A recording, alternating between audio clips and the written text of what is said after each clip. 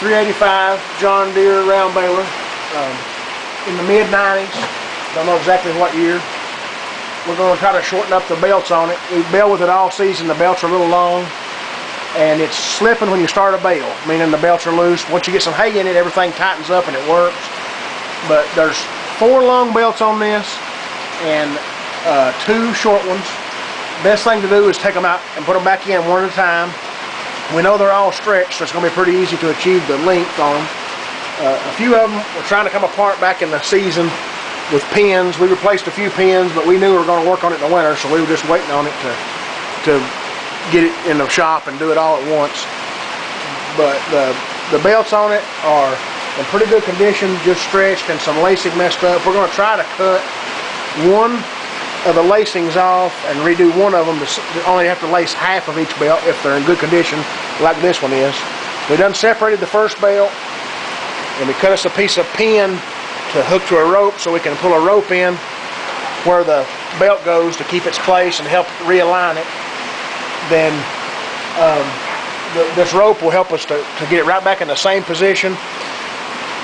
When we do it, we're going to do them one at a time just to kind of keep them in the same position, the same orientation. Like I say, the belts are in pretty good shape though. When you put them back together, it'll have a new lacing on one end, and then we'll put them back up and we'll pin that together with the new piece of wire. That'll be in a later portion of the video. But for now, and the lacings will be at different positions so that it adds strength to the belts. We want the lacings in the back where they're easy to reach, but then when we get this belt repaired, we'll turn the baler on and move the other lacing to here, then another one to here, and leave those lacings staggered out for strength. But this is a 385. It's a family of balers. There's a 535, a 435, a 375.